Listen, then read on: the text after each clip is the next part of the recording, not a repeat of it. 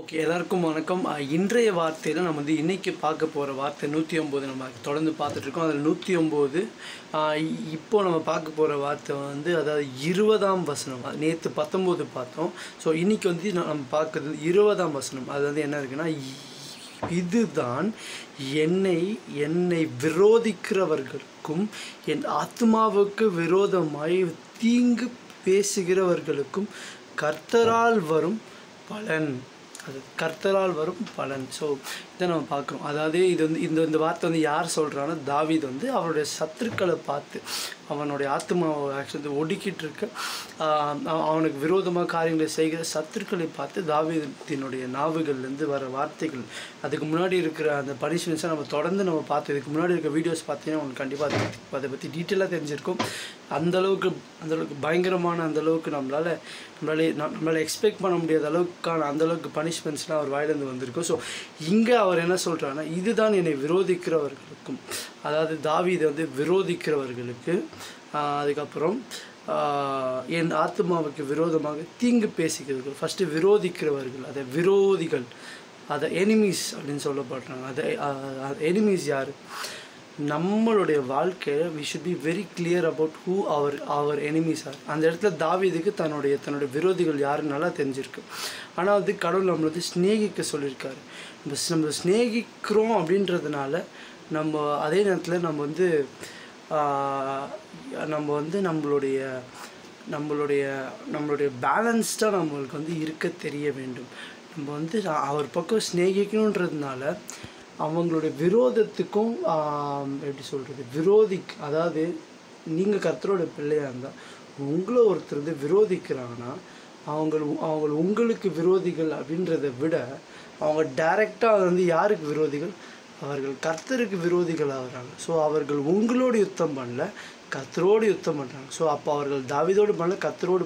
இப்போ கர்த்தருக்கு விரோதமாக இருக்கிற ஒருத்தரோடு நம்ம எப்படி வந்து அவங்களுடைய வேஸோடு நம்ம போக முடியாது. நம்ம ஆப்வியஸாக விரோதித்து தான் ஆகணுன்னாலும் நம்மளுக்குள்ள கசப்பை வளர்த்துக்காமல், ஆனாலும் நம்மளுடைய வழிகளை நம்ம தனிமைப்படுத்தி நம் கர்த்தர் காட்டுற அந்த வழியில் நம்மளுடைய விரோதிகள் யார் என்பது நமக்கு தெரிய வேண்டும். உண்மையான விரோதிகள் யாருன்னா, யாரெல்லாம் கர்த்தருக்கு ஏன்னா நம்மளுக்கு வந்து கர்த்தர் நன்மையை தான் செய்வார். நம்மளுடைய வாழ்க்கையில் அவருடைய திட்டத்துக்கு விரோதமாக அது யாரெல்லாம் இருக்கிறாங்களோ அவங்களாம் நம்மளுக்கு விரோதிகளாக வரும். நம்மளுடைய பார்வைக்கு யார் வந்து நம்ம வந்து ஒரு லிஸ்ட்டு போட்டு இவங்க தான் விரோதி, நம்மளுக்கு பக்கத்து வீட்டுக்கு யாரோ ஒருத்தர் நினச்சிருக்கலாம். ஆனால் உண்மையான விரோதி யாருன்னா, கர்த்தருடைய திட்டத்தை விட்டு நம்மளை யார் எடுத்துகிட்டு போனாலும் அவங்க அந்த லிஸ்ட்டில். அதுக்குன்னு அவங்கள நம்ம அப்படியே பயங்கரமான பகையை வளர்த்து கசப்பு வளர்த்துக்க தேவையில்லை. அதே நேரத்தில் அவர்களோடு ஒத்து அவர்களோட வழிகளை நம்ம போக தேவையில்லை. கர்த்தருடைய வழிகளை நம்ம போகணும், அவரை நேசிக்கணும், அவருக்காக ஜெபிக்கணும். உங்கள் சத்துக்களுக்காக ஜெபிங்கன்னு சொல்லியிருக்காரு, அவங்களுக்காக ஜெபிக்கணும். ஸோ ஒரு பக்கம் அதை பார்க்குறோம். இன்னொரு பக்கம் என் ஆத்மாவுக்கு விரோதமாக தீங்கு பேசுகிறவர்கள். இன்னொரு கேட்டகரி அவங்க என்ன பண்ண, தீங்கு பேசுகிற, அதை தாவீதுக்கு விரோதமாக தொடர்ந்து தீங்கு அதாவது என்ன ஆகும்னா, ஒரு மனுஷனுக்கு விரோதமாக தீங்கு பேச அவன் வந்து கடவுளோட ஸ்ட்ராங்காக இருந்து அவன் காது கர்த்தருடைய சத்தத்தில் மட்டும் கேட்டு அவரோட பயங்கரமாக நடந்தானா அவனை எதுவுமே அதை டிஸ்டர்ப் பண்ணாது.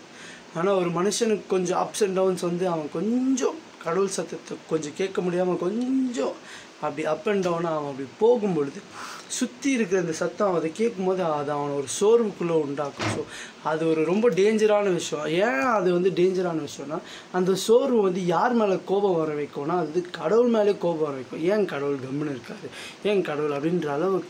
ஸோ அந்த தீங்கு பேசுகிற விஷயம் எந்த அளவுக்கு டேஞ்சரஸாக இருக்கு பாருங்க. ஸோ அவனுடைய அந்த சோர்வுக்கு காரணமாக இருக்கிற அந்த நபர்களை பார்த்து கர்த்தர் சும்மா இருப்பாரா? சும்மா இருக்க மாட்டார். ஸோ இந்த 2 விதமான கேட்டகரியில் இருக்கிற அந்த மக்கள்கிட்டேருந்து நாம் ஜாக்கிரதையாக இருக்க வேண்டும். இதுதான் நம்ம இங்கேருந்து கற்றுக்கொள்ள வேண்டிய விஷயம்.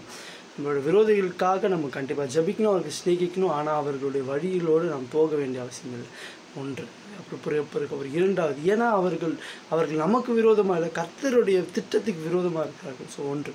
அப்புறம் இரண்டாவது, நம்மளுக்கு விரோதமாக யாருக்கு விரோதமாகவும் நாம் தீங்கு பேசாதபடி நம்மை காத்துக்கொள்ளணும். இந்த 2 விஷயங்களை நாம் ஜாக்கிரதையும், நாம் யாரையும் கர்த்தர் ஒருத்தர் எடுத்து பயன்படுத்துகிறாரோ இல்லை அவருடைய திட்டத்தை நேரம் அவங்க போகும்போது அவங்களுக்கு நம்மளுடைய வழியில் நம்ம கூட்டு வரும் நம்ம நினைக்கக்கூடாது. முதலாவது இது. அப்புறம் இரண்டாவது, யாருக்கு விரோதமாக தீங்கு பேசாதபடி நம்ம நாவை நாம் கர்த்தருடைய கிருபையை கொண்டு தான் நம்ம இந்த ரெண்டுத்தையும் செய்ய முடியும். அந்த கிரேஸை உங்களுக்கும் எனக்கும் கற்றுக் கொடுப்பாராக. இந்த வார்த்தை பிரயோஜனமாக இருந்திருக்கும் நான் விசுவாசிக்கிறேன். அப்படி இருந்ததுன்னா நீங்கள் கண்டிப்பாக லைக், சப்ஸ்கிரைப், ஷேர் பண்ணுங்கள். அடுத்த வீடியோவில் உங்களை மீண்டும் சந்திக்கிறேன். நன்றி, வணக்கம்.